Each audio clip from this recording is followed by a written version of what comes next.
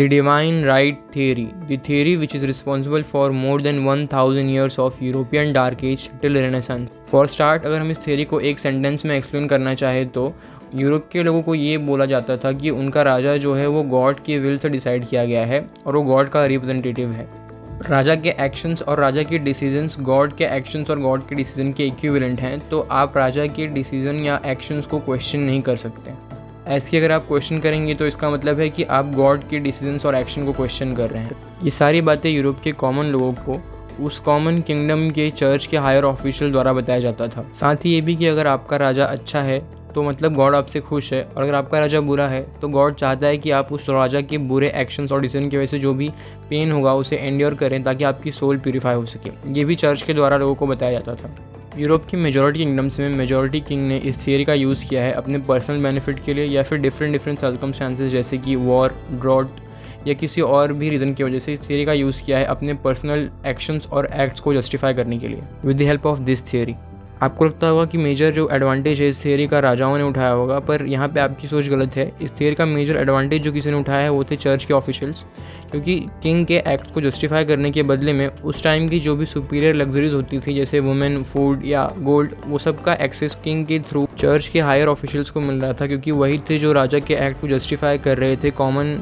लोगों की नज़रों में। साथ ही चर्च के हायर ऑफिशियल्स के कहने पे बहुत सारे यूरोपियन किंग्स ने वॉर भी रेस की थी उस टाइम पे। चर्च सिर्फ इतना स्ट्रांग ही नहीं था कि वो राजा के एक्ट को जस्टिफाई कर रहा था, बल्कि वो इतना स्ट्रांग हो गया था कि वो राजा के एक्ट्स और एक्शंस को इन्फ्लुएंस भी कर पा रहा था, जिसके थ्रू उसने कई सारे वॉर्स भी रेस करवाई। अगर हम हिस्ट्री में रिकॉर्ड ऐसे वॉर्स की मेंशन को देखेंगे तो कई सारे एग्जांपल हमें मिल जाएंगे, पर जो एक बहुत ही मेजर और बड़ा एग्जांपल है जिसके बारे में बहुत से लोगों ने पढ़ा सुना होगा और शायद आपने भी सुना होगा, वो है क्रूसेडर्स वॉर, जिसे धर्म युद्ध भी कहा जाता है, जो कि मेनली लड़ा गया था क्रिश्चियंस और मुस्लिम के बीच में for the holy city Jerusalem. ये वॉर भी कहीं ना कहीं चर्च के द्वारा ही रेस करवाया गया था यूरोप के बहुत सारे किंग्स को एक साथ लाकर, जिसके पीछे मेन जो ऑब्जेक्टिव था वो उस होली सिटी जो कि जेरूसलम है जहाँ पे जीसस को क्रूसिफाई किया गया था उसको कैप्चर करना।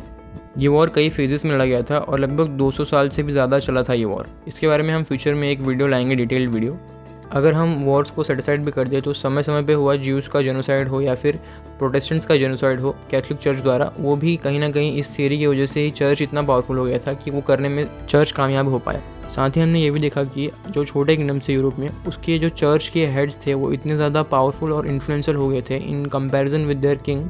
कि उन्होंने बहुत सारे किंग्स की खिलाफी कूप करके उन्हें हटा दिया और उनके सामने अपने कुछ किंग्स को बैठा दिया जो कि कुछ नहीं बस पपेट किंग थे चर्च के द्वारा कंट्रोल किए हुए। इस थियरी की वजह से जो भी एक्शंस राजा ने लिए या जो भी डिसीजंस राजा ने लिए या जो एक्शंस और डिसीजंस राजा से लिवाया गया चर्च के द्वारा, उनका अगर हम आज के टाइम में इम्पैक्ट देखेंगे तो वो यूरोप में बढ़ते एथिज्म से आप उसको ज़रूर रिलेट कर सकते हैं, क्योंकि आज यूरोप को दी कॉन्टिनेंट विथ मोस्ट एथिस्ट कहा जाता है in comparison with their population. आज ऐसी कंट्रीज़ जिनकी मेजॉरिटी ऑफ पॉपुलेशन कोई भी रिलीजन फॉलो नहीं करती, या फिर ऐसी कंट्रीज़ जिनकी पॉपुलेशन की मेजॉरिटी पोर्शन एथिस्ट हैं या इरिलीजियस हैं, उनमें अगर आप देखेंगे लिस्ट तो यूरोप की ही 3 कंट्रीज टॉप करती हैं, जिनमें से पहली कंट्री है स्वीडन, फिर डेनमार्क और आखिरी कंट्री है नॉर्वे। तीनों ही यूरोपियन कंट्रीज़ हैं और तीनों की पॉपुलेशन की मेजॉरिटी पोर्शन एथिस्ट है और बहुत ही कम वहाँ पे लोग हैं जो कि रिलीजन को फॉलो करते हैं।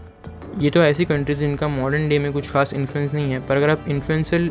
यूरोपियन कंट्रीज़ की बात करेंगे तो जैसे कि France, UK, Belgium, Germany, Switzerland, ये कंट्रीज़ हैं। इन सब का इन्फ्लुएंस मॉडर्न टाइम में काफ़ी ज़्यादा है। अगर इन कंट्रीज़ के अंदर की एथिस्ट पॉपुलेशन को आप कंपेयर करेंगे तो फ्रांस में 32% पीपल एथिस्ट हैं, यूके, बेल्जियम में 31%, नीदरलैंड में 44%, जर्मनी में 26% और स्विट्ज़रलैंड में 22% पॉपुलेशन एथिस्ट है। मैं इस वीडियो में ये कंक्लूड नहीं कर रहा हूँ कि सिर्फ डिवाइन राइट थ्योरी ही रिस्पॉन्सिबल है बढ़ते एथिज्म का यूरोप में, पर आप ये ज़रूर कह सकते हैं कि जो आज एथिज्म का ट्री यूरोप में ग्रो हो रहा है उसके लिए डिवाइन राइट थ्योरी ने भी एक मेजर फर्टिलाइजर का रोल किया है। तो ये था हमारा असेसमेंट डिवाइन राइट थ्योरी के बारे में और उसके मॉडर्न टाइम के इम्पैक्ट के बारे में, जो कि एक इंपॉर्टेंट पोर्शन है यूरोप हिस्ट्री का और वर्ल्ड हिस्ट्री का, जिसके काफ़ी अच्छे इम्पैक्ट्स हैं आज मॉडर्न टाइम में भी। Thank you for watching the video और अपने थॉट्स को कमेंट करें इस वीडियो के बारे में और इस थ्योरी के बारे में भी। साथ ही में चैनल को लाइक करें, सब्सक्राइब और शेयर करें।